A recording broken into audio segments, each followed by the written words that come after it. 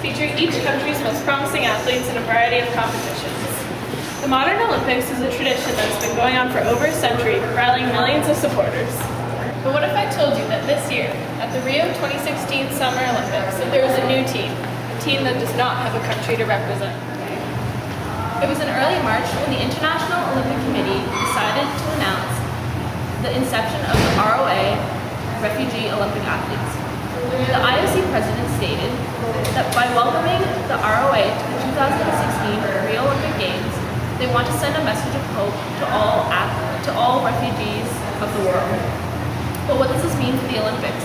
Where is all this funding coming from if already established countries have a hard time funding their athletes? Conflict theorists would state that sport specifically promotes the interests of people with economic power and money. It is best viewed as a commodity, that athletes are workers, and that the economic conditions shape and control sport.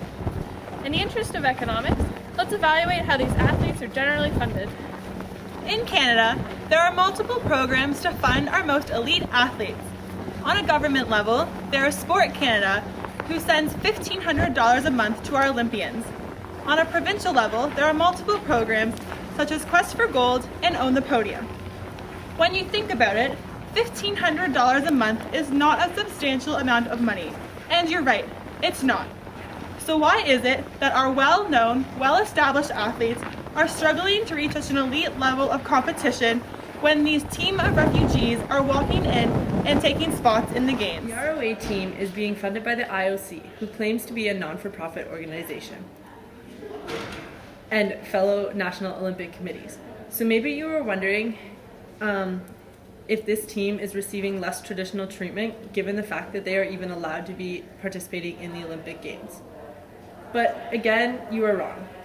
This team will march behind the Olympic flag, be housed the same as all other Olympic teams, and use the Olympic flag and anthem when necessary.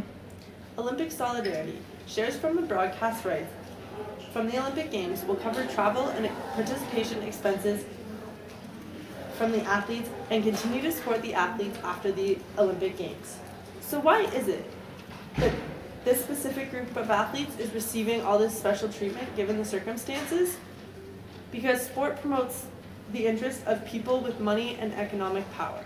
By welcoming the ROA into the Olympics, the IOC is promoting themselves as saviors. This in turn generates the interest of large corporate sponsors. A question that can be raised is, why are these refugees not competing under the country that generously decided to house them?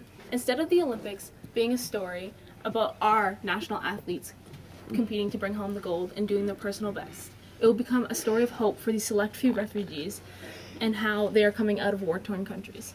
How is this fair to an inspiring athlete like André Degasset, whose claim to fame will be overshadowed by these refugees? To the head honchos, fairness doesn't matter. It's all about the revenue that will be made from this story of hope. This is one of the many reasons the refugees will be competing under their own classification and not under an already established country. This is where the problem lies. Yes, everyone deserves a chance to compete in the Olympics if they're at the most elite level and qualified. But the main issue is surrounding the economics of the situation. There are many athletes who strive to be in the Olympics, but whose dreams are crushed due to the financial burden. What we need to care about is that according to a conflict theorist, athletes are workers, so we are reminding you that they need to be compensated accordingly. These people in power need to share the wealth among all and recognize that all athletes, regardless of the country they are coming from, have worked tirelessly to achieve the status of an Olympian.